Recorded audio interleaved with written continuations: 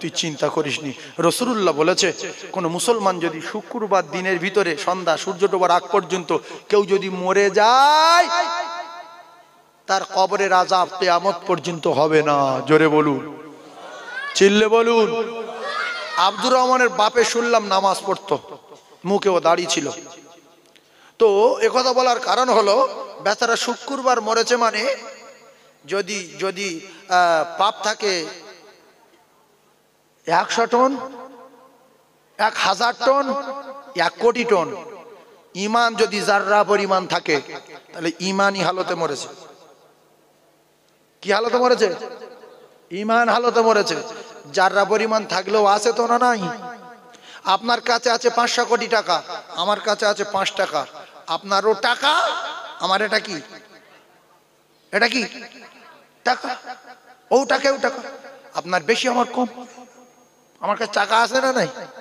আপনার কাছে আছে ফুটবলের মতো ইমান, কারো কাছে আছে ভলিবলের মতো ইমান, কারো কাছে আছে ক্রিকেট বলের মতো ইমান, কারো কাছে মার্বেলের মতো ইমান, আর কারো কাছে আছে জাররা পরিমাণ ইমান। এর কাছে ইমান আছে না নাই? আছে না? এই জন্য মসজিদে গিয়ে দোয়া করবেন, ওগো আমার আল্লাহ, ওগো আমার আল্লাহ। কবরে কঠিন আযাব হয় শুনেছি, বিশ্বাস করি প্রচন্ড। তাই শীতের সময় নামাজ পড়ি, ওযু করি, কষ্ট হয়, মুখে পানি দেই, কষ্ট হয়, মাথা খুলে আবার মোসা করতে হয়, কষ্ট হয়। শুধু একটা দাবি, আল্লাহ জুমার রাতে মউত দেবেন, বৃহস্পতিবার দিনগত রাতে মউত দেবেন, আর না হয় শুক্রবার সারা দিনের ভিতরে মউত দেবেন। ওগো আমার আল্লাহ, যদি শুক্রবার মউত দেন আমি বড় খুশি হব। রাসূলুল্লাহ জানান বৃহস্পতিবার দিনগত রাতে অর্থাৎ জুমার রাতে কেউ যদি মারা যায়, তার কবরের আযাব কিয়ামত পর্যন্ত হবে না, যদি যারা পরিমাণ ঈমান নিয়ে যেতে পারে। এরপরে শুক্রবার সকাল থেকে সূর্য ডোবার আগ পর্যন্ত যদি ওর মউত হয়ে যায়, ওর কবরের আযাব কিয়ামত পর্যন্ত হবে না। যিনি মউত দেবেন সেই রবের বাড়ি হলেন মসজিদ। ওই মসজিদে গিয়ে আল্লাহর কাছে দোয়া চান, আল্লাহ পাক জুমার রাতে মউত দেবেন, জুমার দিনে মউত দেবেন। আর যদি কোনো দোয়া না চান, নামাজ পড়তে না যান, আল্লাহ মঙ্গলবার দিলে দিতে পারে, বুধবার দিলে দিতে পারে, সোমবার দিলে দিতে পারে। আর সোমবার, মঙ্গলবার, বুধবার যদি মৃত্যু হয়, কবরের সওয়াল জবের দুটো ফেরেশতা আছে, ওদের সওয়ালের জবাব দিতে হবে, প্রশ্নের উত্তর দিতে হবে। যদি না দিতে পারি, দাঁত না গুঁড়ো হয়ে যাবে। 99টা সাপ দেবে, কবরের মাটি চাপ দেবে, না দেবে না? 99টা সাপ দেবে, কবরের মাটি চাপ দেবে, কবরে আগুন জ্বালিয়ে দেবে। ও মুসলমানেরা, যুবকেরা, জওয়ানেরা, যা হয় হাসরের মাঠে হবে। অন্তত কবরের আযাব থেকে যদি বাঁচতে চান, প্রত্যেক দিন মসজিদে গিয়ে সেই মালিকের কাছে দোয়া চান, আল্লাহ আমি জুমার রাতে মরতে চাই, আল্লাহ গো আমি শুক্রবার দিন মরতে চাই, জুমার দিনে মরতে চাই। আল্লাহ যদি কবুল করেন, কবরের আযাব নাই। জোরে বলো।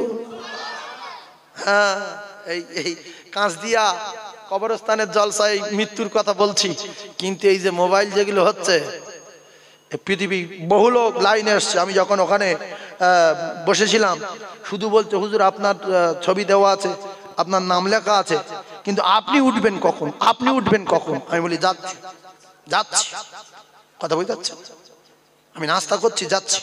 তারা সব লাইনে দাঁড়িয়ে যাচ্ছে একের পর এক, পরস্পর। এই 9টা থেকে অপেক্ষা করছে। শুধু আপনাদের সামনে বলছি না, হে মাওলানা, মুফতি, মুহাদ্দিস, শাইখুল হাদিস, হাফেজ, কারি, সবাই শোনে না? শোনে না? যে আমাদেরকে ঘৃণা করে, সেও রাতের বেলা শুয়ে শুয়ে টানতে টানতে সাইফুল্লাহ দেখিয়ে কি বলে, না কথা ভালো বলছে তো। আর যদি ভুল বলি ফোন করবে, হুজুর এই শুক্রবার দিন মরে গেলে কবরের আযাব হবে না, কোথায় পেয়েছেন? বলবে না? বলবে না?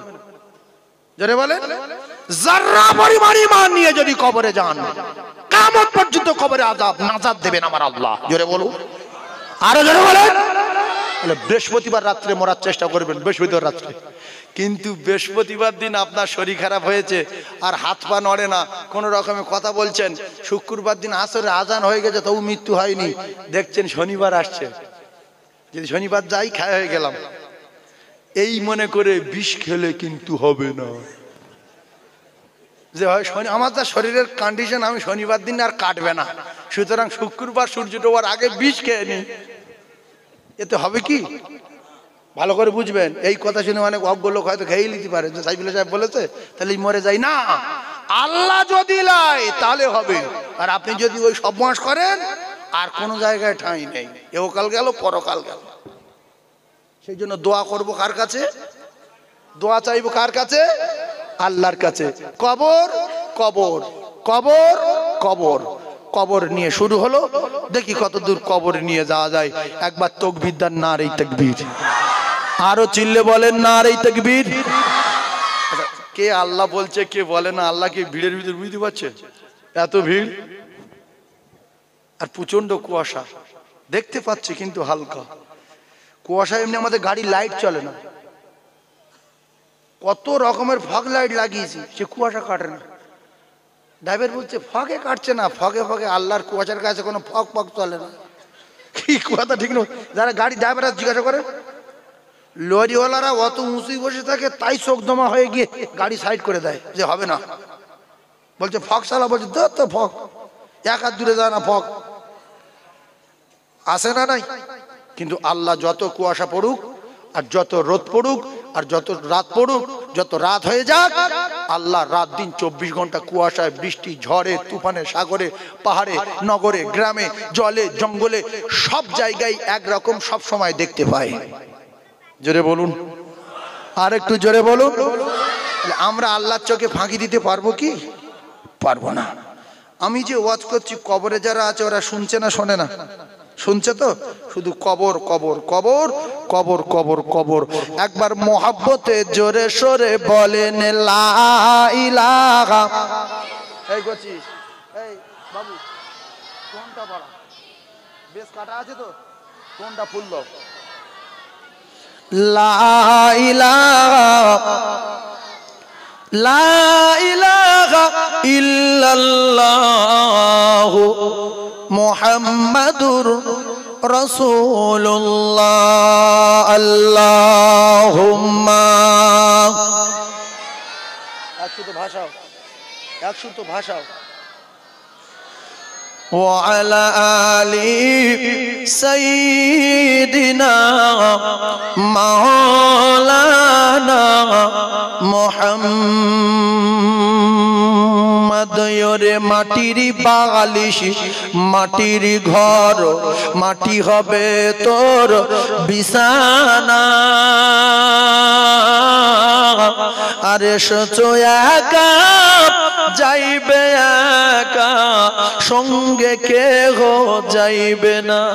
কিন্তু যেদিন ডাক পড়িবে কবর মাঝে শুইতে, আর জোগাড় কিছু করছো বন্ধু তাহার মাঝে বিছাইতে।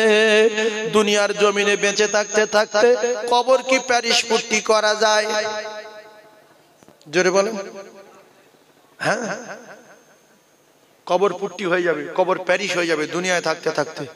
কবরের দরজা করা যায়, কবরের লাইট লাগানো যায়, যদি কষ্ট করে তাহাজ্জুদ পড়া যায়, কষ্ট করে কোরআন তেলাওয়াত করা যায়, কষ্ট করে আবাবিন পড়া যায়, সালাতুত তাসবিহ পড়া যায়, কষ্ট করে যদি নফল ইবাদত বেশি বেশি করে করা হয়, কষ্ট করে যদি কলেমা জিকির করা হয়, কষ্ট করে যদি দরুদ শরীফ পড়া হয়, আপনার এই ঈমানের তাজাল্লিতে, ঈমানের পাওয়ারে আল্লাহ আপনার কবরে জান্নাতুল ফিরদাউসের দরজা খুলে দেবে। জোরে বলুন। কবর দেখবেন আমি কোথায় আছি রে, একই দেওয়াল, একই বাড়ি, একই সুন্দর, আর একটা মেয়েও আপনার সঙ্গে দিয়ে দেবে ইনশাআল্লাহ। মেয়েও দিয়ে দেবে।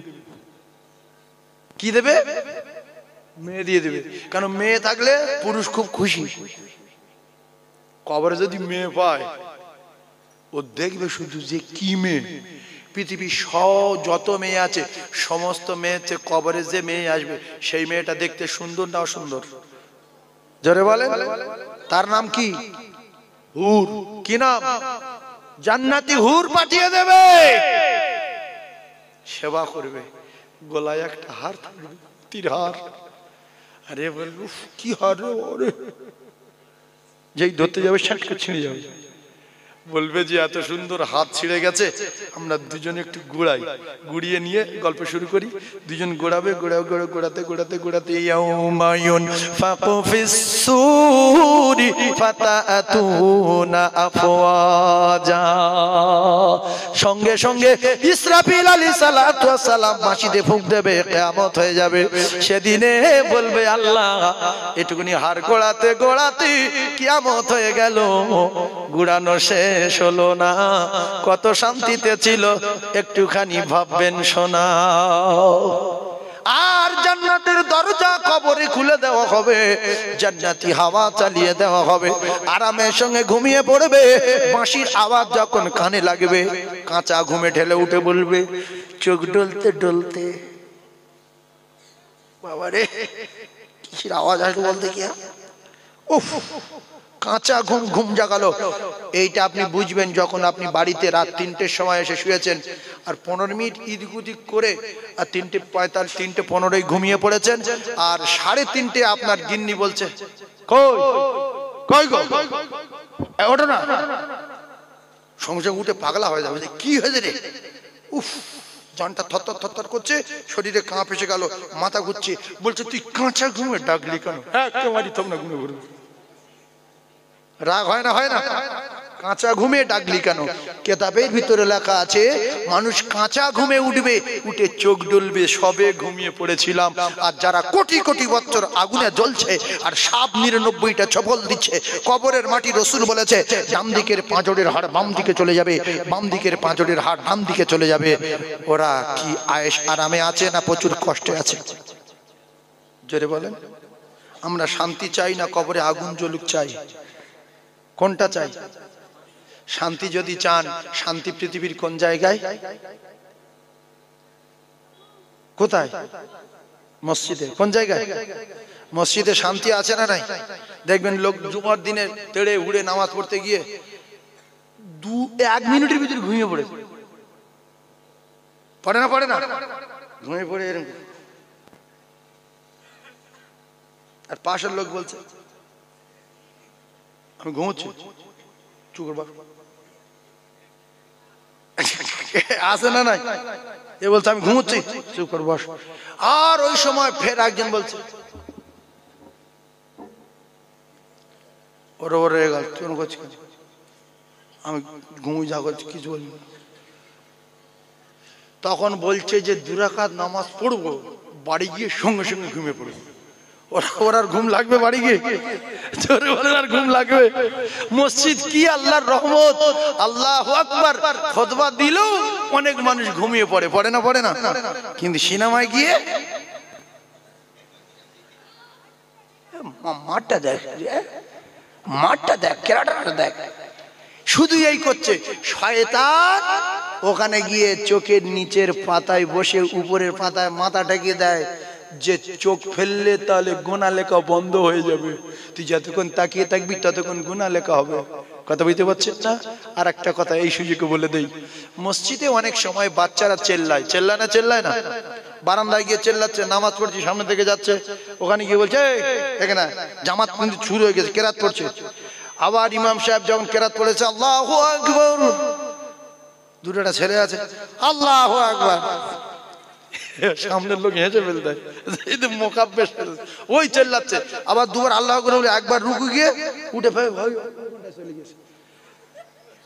নবী বলছে ওরা যা পারে করছো করুক, তোমাদের কি হয়েছে? ওদের কি নামাজ ফরজ হয়েছে না জ্ঞান আছে? ওদের মসজিদে নিয়ে যাবে, ওরা চেল্লাবে, ওরা হাঁকাই করবে, ওরা তাকবীর দেবে, আবার মাথা মাটি মাথাতে উল্টো বার পড়বে। এই অনেক অজ্ঞ লোক, অজ্ঞ জাহান্নামে যাবো বলে ওই সমস্ত ছেলেদের বা কিছু যুবক ছেলে আসে, সামনে একজনের কাতার ফাঁকা আছে, ওরা এখানে এসে বসেছে, ও পিছনে 3 জনের ফাঁকা আছে, খুতবা চলছে। এ মুখ্যু বলছে খুতবা চলছে, এই সেই জায়গা ফাঁকা আছে, ওখানে যাও। ও দেখছে যে আমি যাবো না, ওখানে চুপ করে বসে কেন, শুনতে পাই না? এটা বলা যাবে? বলা যাবে? ছেলেরা চেল্লাচ্ছে, ওদের বলা যাবে এই কচি খুতবা হচ্ছে, বলা যাবে? এ জাহান্নামে যাবে। এ দেখছি আমি জাহান্নামে যাই না কেন? হ্যাঁ, শোনেন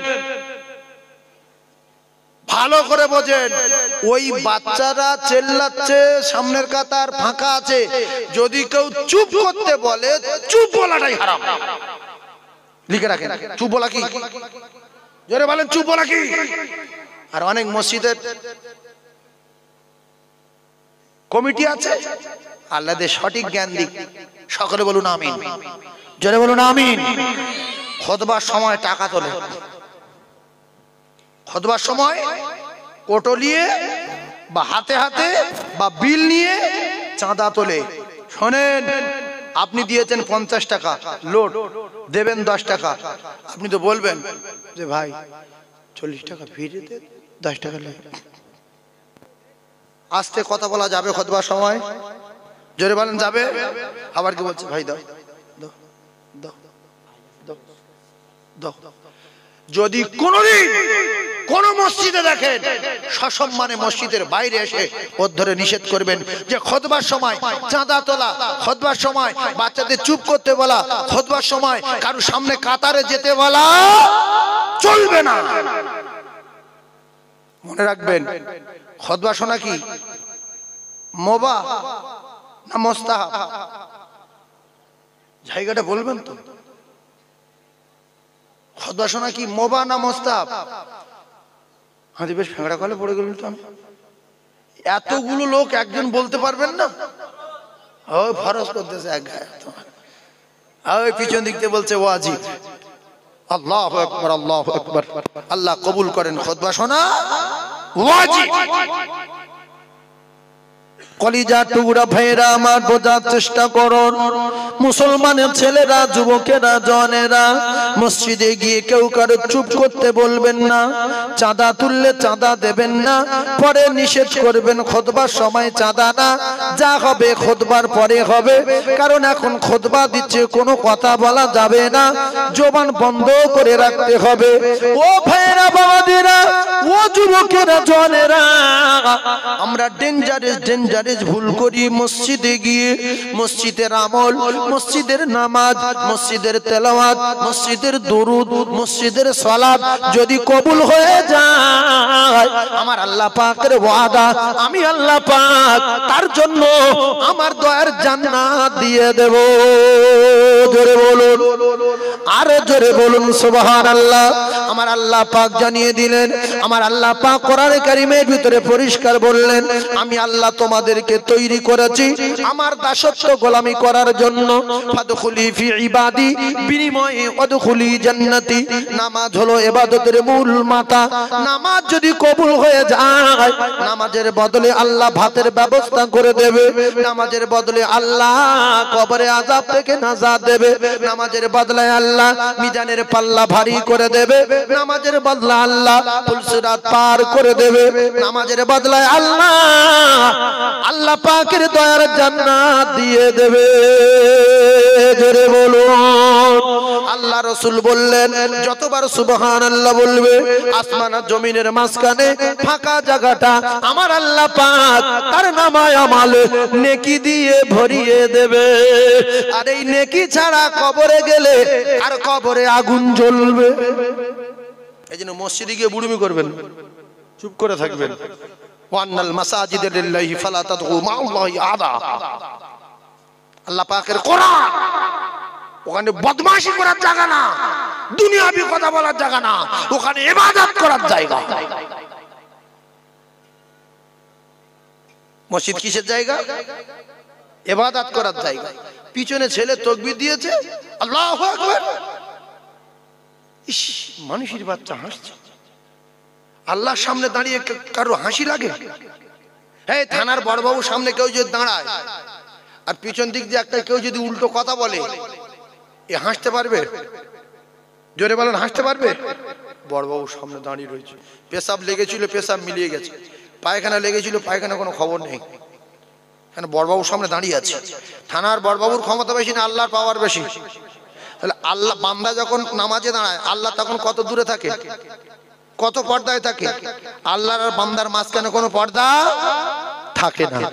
জোরে বলবেন না সুবহানাল্লাহ, আর জোরে বলবেন না সুবহানাল্লাহ, নারায়ে তাকবীর।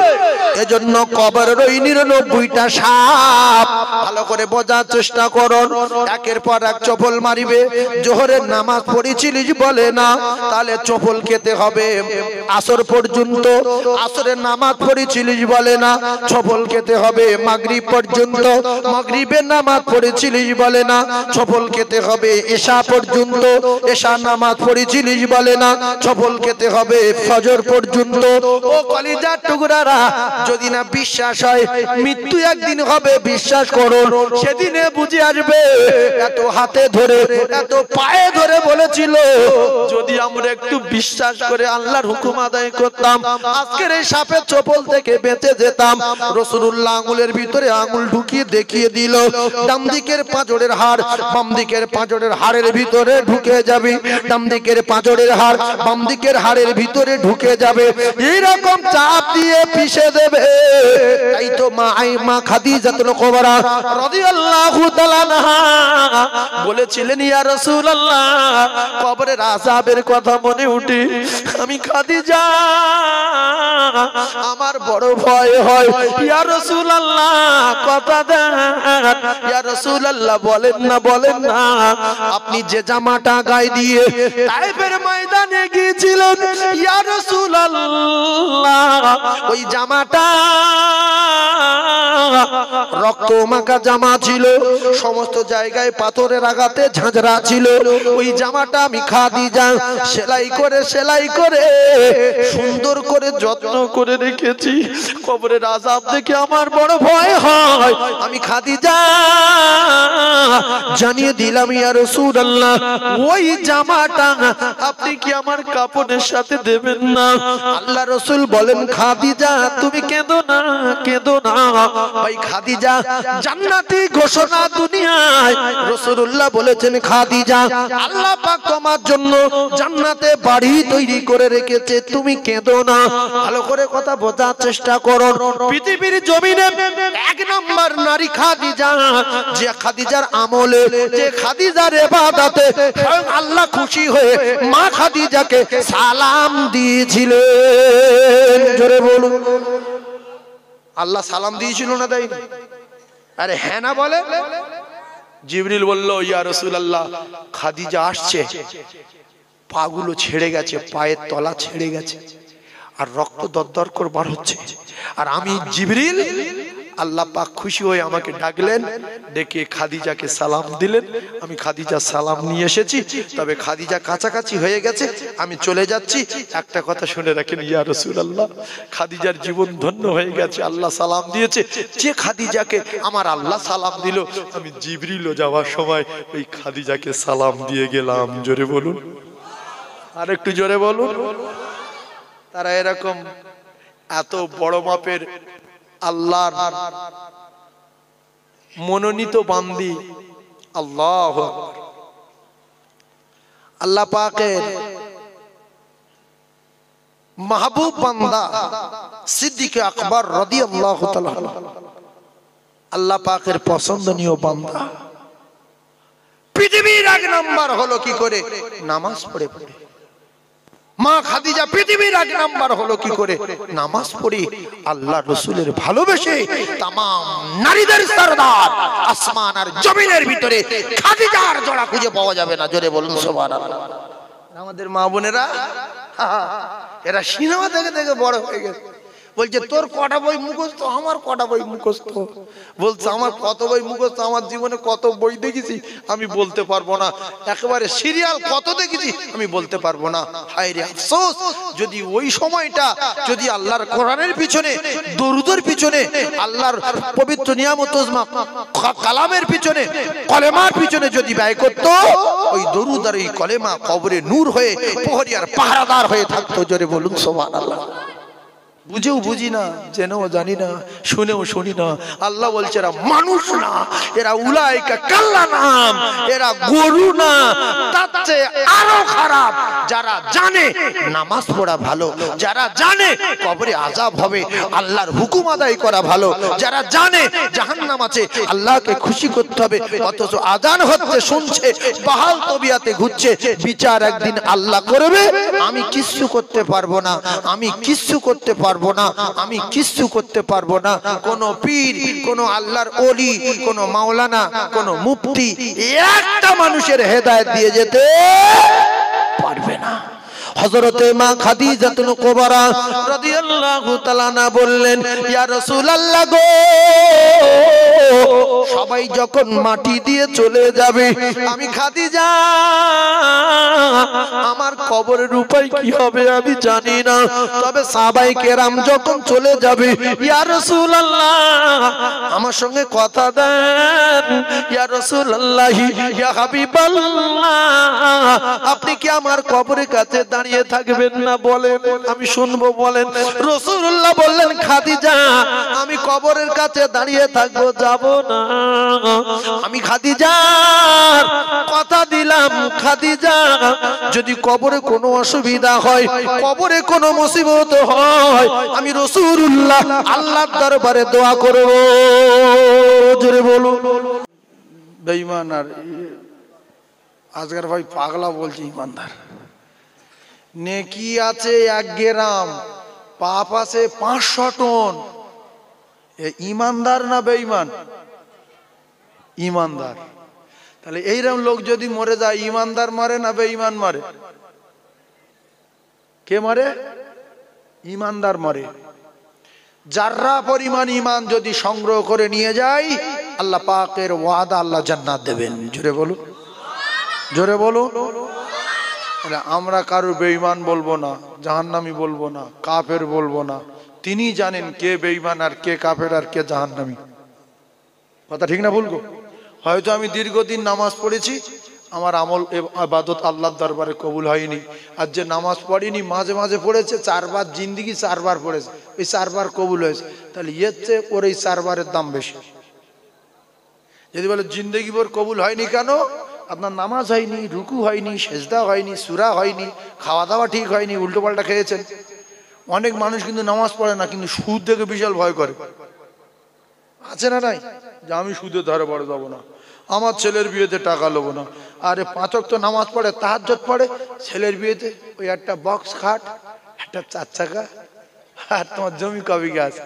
বলে 15 বিঘা, তার 3 বিঘা পাবে, আর দাবি করার দরকার নেই। টার্গেট খারাপ। আর ও লোক গরিব মানুষ, ওর কোনো টার্গেট নেই, যা দেবে দেবে, না দেবে না দেবে। নবী বলেছে সব নেওয়া চলবে না, সাধারণ মানুষ তো। সুতরাং আপনার চেয়ে ওর ইমানের জোর বেশি। দ্বিতীয় কথা, অনেক নামাজি সুদ খায়, রাগ করবেন না, আছে না নাই? অনেক বেনামাজি সুদে ধারে বাড়ে যায় না, বললি রাস করে, হো নামাজ পড়ো সুদ খায়, আমি জিন্দেগি সুদে ধারে বাড়ে যাইনি। তাহলে আপনার চেয়ে ডিগ্রি ভালো। কথা বুঝতে পারেন? সেই জন্য কে ইমানদার কে বেঈমান জানে কে? আল্লাহ জানে। সবসময় ভাববো যে আমি সবচেয়ে বড় গুনাহগার, ও আমার চেয়ে বড় ইমানদার, আমি সবচেয়ে খারাপ, আর ও আমার চেয়ে অনেক ভালো, আমি ছোট আর সবাই বড়। এটাই ধারণা রাখবেন। আচ্ছা, যে যার ভালোবাসে, যে যার ভালোবাসে, তা চুমো খেলে মহব্বত বাড়ে না কমে? উত্তর দেন। যেরকম চুপ করে আছে, মনে করেন চুমো জীবনে খায়নি।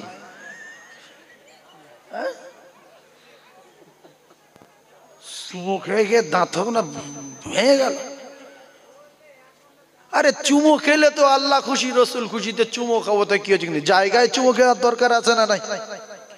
আমি যদি বলি যে আমরা এই যে কজন বসে আছি সবচেয়ে ভালোবাসি কোরআনের, ভালোবাসি না বাসি না? কথা বলেন। তাহলে কোরআনের যদি ভালোবাসি, কোরআনে এখানে যে কজন আছি 3 ভাগ লোক চুমো খায়নি, তাহলে কোরআনের ভালোবাসে? কোরআনের ভালোবাসলে আল্লাহ খুশি না বেজার? কোরআনে চুমো খেলে আল্লাহ খুশি না বেজার? আচ্ছা, এমনি দুনিয়ায় ভালোবাসা করে, প্রেম করে, অনেক কিছু করে, ফোন রিচার্জ করে দিয়ে, ফোন পে টাকা মেরে দিয়ে চুমো খাওয়া পর্যন্ত পৌঁছাতে গেলে 1,000 টাকা খরচ।